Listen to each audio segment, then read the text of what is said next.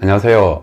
살빠진TV의 문상일 트레이너입니다. 여기 영상을 시청하시기 전에 구독, 좋아요, 알람 설정까지 하시면 살 빠지실 겁니다.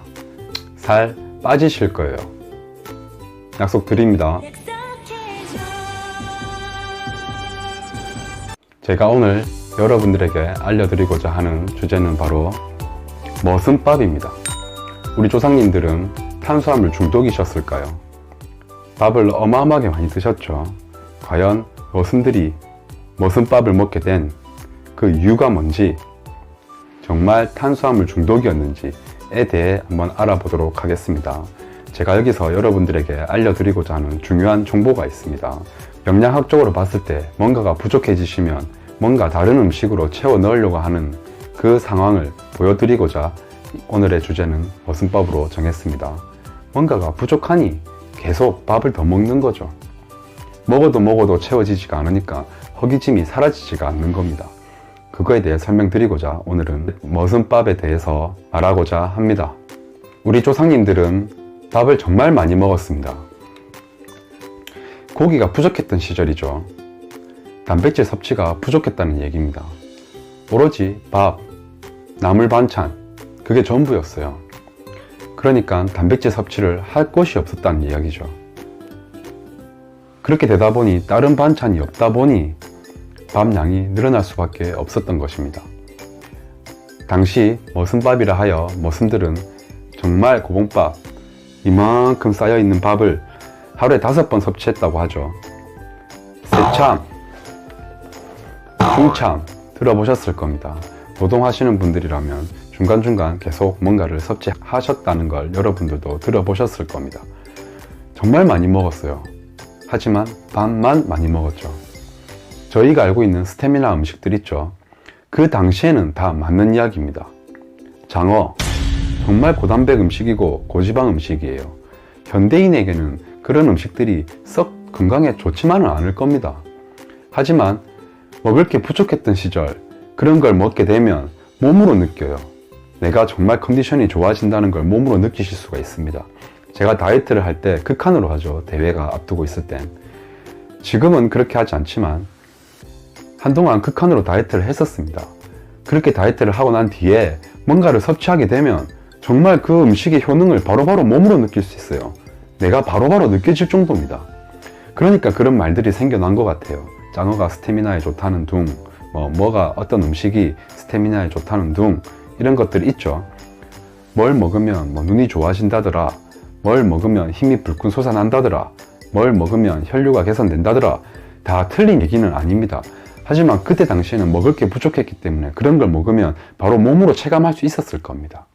그렇기 때문에 조상님들이 바로바로 그런 음식들을 효능을 알 수 있었던 게 아닌가, 저는 그렇게 생각합니다.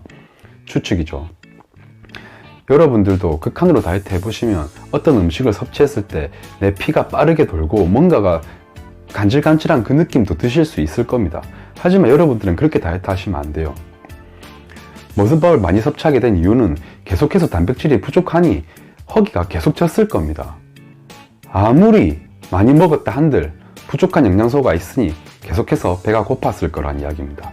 제가 영상을 올렸던 두 번째, 세 번째 영상에서 말씀드렸듯이 뭔가가 부족하면 배가 고픕니다. 배고픔은 참는 것이 아니라 부족한 걸 채워 넣는 것이라고 제가 분명히 영상에서 말씀을 드렸습니다. 머슴이라고 좀 그렇죠. 우리 조상님들이 계속해서 밥을 많이 먹었던 이유 중에 하나가 바로 부족한 단백질이 있었기 때문에 계속해서 허기가 졌을 거라는 겁니다. 아무리 많이 먹어도 배가 고팠을 거예요. 내 당장 위에 뭔가가 찼을 땐 배가 부를 겁니다. 하지만 위가 비는 순간 배가 고픈 거죠. 영양학적으로 탄단지, 식이섬유, 기타 등등을 다 맞춰 먹게 되면 위에서 뭔가 음식물이 없더라도 배가 고프지 않습니다. 뭔가가 먹고 싶다는 생각이 들지가 않는다는 이야기입니다. 하지만 그 당시에 있던 사람들은 그렇게 골고루 챙겨 먹을 수가 없었겠죠. 그러니까 아무리 먹어도 배가 고팠던 거죠. 일을 하다가도 배가 고프고 먹고 돌아서면 배가 고팠을 겁니다. 꼭 아구귀신이 들린 것처럼 배가 고팠을 거라는 이야기입니다. 여러분들은 그렇게 다이어트를 해서는 절대로 안 됩니다. 여러분들이 다이어트에 실패하는 이유는 계속해서 쉬운 것만 찾기 때문입니다. 한 가지 음식만으로 계속 다이어트를 하려고 하시죠. 한 가지 방법만으로 다이어트를 하시려고 합니다. 나는 한 놈만 패!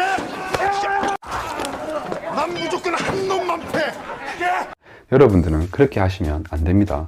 뭔가가 부족하지 않게 드셔야 한다는 겁니다. 저희 조상님들은 늘 뭔가가 부족했던 상태입니다. 영양학적으로 봤을 때 늘 부족했을 겁니다. 먹을 것이 풍족하지 않았던 시절이죠. 하지만 지금 시대에 그건 말이 안 됩니다. 먹을 것은 넘쳐나나 여러분들의 선택권도 자유롭기 때문에 살이 찐다는 이야기입니다. 어쩔 수 없이 탄단지, 식이섬유, 비타민, 무기질, 미네랄, 물 다 잘 섭취하신다면 살이 저절로 빠져요. 일정 수준까지는 저절로 빠진다는 이야기입니다. 여자분들은 체지방 18%, 남자분들은 체지방 15%까지는 자연스럽게 여러분들이 전혀 신경 쓰지 않아도 빠질 거란 이야기입니다. 여러분들은 그걸 하질 않죠. 현대인들에겐 그런 지식이 있어야만 맞춰 먹을 수가 있어요. 왜냐하면 나가서 파는 음식들이 전부 다 영양학적으로 다 비율이 깨져 있으니까요. 왜일까요? 여러분들이 맛있어야 사 먹으니까. 그러니까 식당들은 그런 것들만 파는 겁니다. 햄버거는 정말 좋은 음식입니다. 탄단지 비율도 다 맞고 무기질, 비타민, 미네랄 다 아주 풍부하게 다 들어가 있습니다. 하지만 감자튀김과 콜라가 여러분들의 건강을 망친다는 이야기입니다. 콜라와 감자튀김을 팔아서 이익을 남기는 구조예요. 햄버거 가게는. 제가 햄버거에 대한 영상도 따로 찍어 올릴까 합니다. 그래서 길게 설명하진 않겠지만 콜라에는 액상과당이 들어가요. 액상과당은 설탕보다 더한 음식입니다. 설탕을 먹게 되면 포만감을 느낍니다. 왜? 소화 과정이 있거든요. 포도당으로 분해해야 합니다. 하지만 액상과당은 메가당과 포도당 그 자체로 녹아 있습니다. 이미 녹아 있기 때문에 소화 과정이 필요가 없어요. 그냥 바로 흡수입니다. 그러니까 여러분들의 뇌는 그걸 칼로리로 인지하지를 못해요. 그렇기 때문에 햄버거와 감자튀김을 드시게 되면, 햄버거를 세트로 드시게 되면 살이 찝니다. 제가 저번 영상에도 말씀드렸듯이 햄버거를 차라리 2개 드십시오. 그게 훨씬 더 살이 덜 찔 겁니다. 당장에 내일의 체중은 넣으실 수가 있겠지만 그게 습관화 되시면 오히려 늘 세트로 드셨던 분들이라면 살이 빠진다는 이야기입니다. 제가 말씀드리는 건 단 한 번의 변화가 일어나지가 않아요.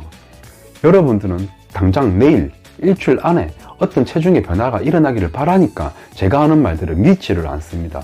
이 습관 하나하나가 모여서 나중에는 정말 많은 체중의 변화가 있을 거라는 걸 아시는 데까지 시간이 걸린다는 겁니다.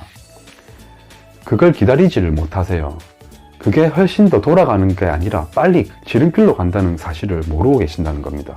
여러분들이 단시간 내에 일주일 안에 몇 킬로가 감량되는 그런 다이어트를 하시면 오히려 돌아간다는 이야기입니다. 전력 질주 하셨다가 자빠져서 그냥 걸어가시는 분들에게 추월당한다는 이야기입니다. 자빠지면 그걸로 끝인 게 아니라 뒤로 후진한다는 게 더 큰 문제라는 겁니다. 요요라는 게 있죠. 예전에 조상님들은 탄수화물을 엄청나게 섭취하셨지만 그렇게 돼지가 없었습니다. 뚱뚱이가 없었다는 이야기입니다. 왜일까요? 영양학적으로 부족하니까 살이 찌기가 쉽지 않았던 거죠. 여러분들은 영양학적으로 부족하지 않는데 탄수화물이 더 오버되니까 살이 찐다는 겁니다.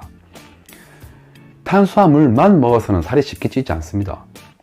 여러분들은 탄단지 다 드시면서 지방, 탄수화물을 과하게 섭취하신다는 겁니다.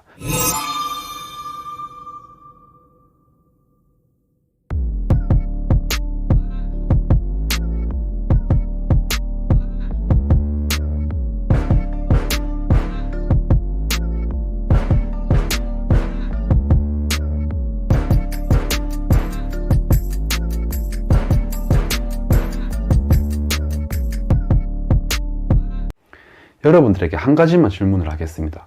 아름다움을 원하세요? 그냥 깡 마른 걸 원하세요?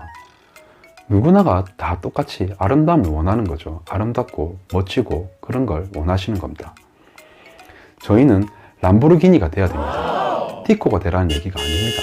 람보르기니가 되셔야 돼요. 많이 먹고 빵빵 잘 나가는 그런 아름답고 멋진, 정말 누구나가 로망으로 삼는 그런 자동차가 되시라는 겁니다. 적게 먹고 멀리 가지만 정말 볼품없는 티코가 되지 말라는 이야기입니다. 자, 본론으로 돌아와서 조상님들이 밥을 그렇게까지 많이 먹었던 이유를 설명해 드리겠습니다. 햇반에는 단백질이 없습니다. 하지만 일반적인 밥을 지었을 땐 단백질이 포함되어 있습니다. 소량이지만 단백질이 있어요. 햇반은 정말 많이 씻었기 때문에 아마 단백질이 없을 것으로 예상됩니다. 껍질만 벗겨낸 수준이 아니라 거의 다 표피를 벗겨낸 수준이기 때문에 단백질이 포함되어 있지 않는 것이고요. 일반적인 흰 쌀에도 단백질이 어느 정도는 포함되어 있습니다. 하지만 옛날 조상님들은 콩밥이나 기타 귀리 또는 보리밥, 현미 이런 걸 드셨죠. 거기에는 단백질이 밥 한 그릇에 5g 정도 들어갔습니다. 근데 조사님들의 밥 한 그릇은 저희가 일반적으로 먹는 밥 3그릇이었죠. 그러면 5g, 600g이면 15g 정도 들어갑니다. 그걸 하루에 4번에서 5번을 드셨다고 합니다. 그럼 60에서 75g 정도의 단백질 섭취가 가능했을 겁니다. 그러니까 그 단백질이 채워질 때까지 탄수화물을 섭취했다는 겁니다.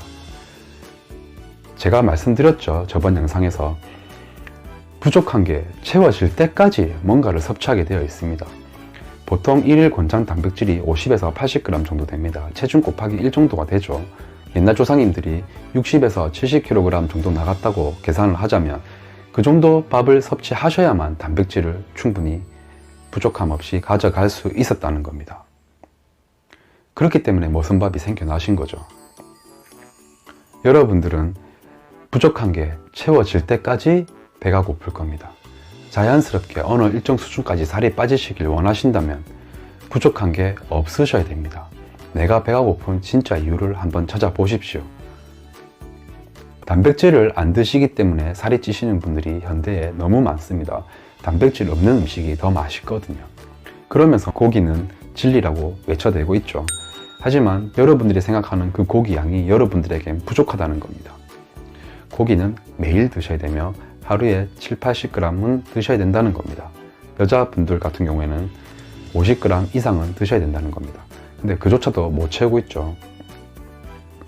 떡, 빵 이런 거는 단백질이 거의 없다고 보시면 됩니다. 케이크 마찬가지고요. 그리고 카페에 파는 달달한 음료도 마찬가지고 단백질이 없습니다. 그런 걸 드시니까 여러분들이 살이 찌는 거죠. 그런 걸 드신다 한들 단백질을 충분히 섭취해 주시면 그런 게 덜 땡깁니다. 확실합니다. 여자분들은 생리기간도 있고 호르몬의 분비 때문에 그런 것들이 땡기는 것도 있지만 그 영상도 제가 올려놨었죠. 있지만 적어도 그보다는 덜 땡길 거라는 겁니다. 여러분들이 앞으로 단백질만 잘 챙겨 드셔도 살이 덜 땡기게 되어 있습니다. 단백질에 관한 영상도 따로 올릴 겁니다. 자, 다시 본론으로 돌아와서 밥 한 공기에 단백질이 15g 정도 들어갔다고 계산하시면 됩니다. 그래서 조사님들은 충분한 단백질을 섭취하기 위해 이 밥 양을 늘릴 수밖에 없었던 거죠. 불가피한 선택이었어요.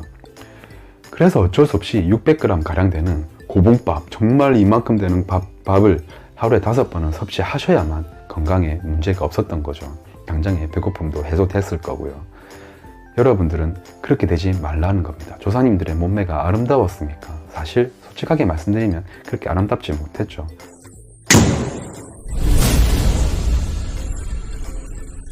지금은 건강함의 상징이죠. 내 몸의 아름다움은. 여러분들은 건강을 해치며 다이어트를 하시는 분들이 너무 많습니다. 그러질 않길 바랍니다. 제 영상이 여러분들에게 도움이 되셨다면 좋아요, 구독, 그리고 알람 설정까지 꼭 하셔서 새로운 지식을 또 하나 얻어 가시길 바랍니다. 다이어트는 곧 아는 것이 다이어트입니다. 여러분들이 아신다면 그런 행동을 하지 않을 것이며 앞으로 내가 선택권이 주어진 식단이 있다면 여러분들은 살이 찌지 않는 선택을 하시게 될 겁니다. 설령 편의점을 가셔도 조금은 더 나은 방향으로 선택을 하실 거라는 겁니다. 정말 어려운 것 같겠지만 그렇게 어렵지 않습니다. 여러분들은 당장 하고 있는 것들이 없습니다. 새로운 뭔가를 도전한다는 것, 새로운 뭔가를 내 몸에 적용시킨다는 것, 그 자체가 어려운 거거든요. 일단 실행해 보십시오.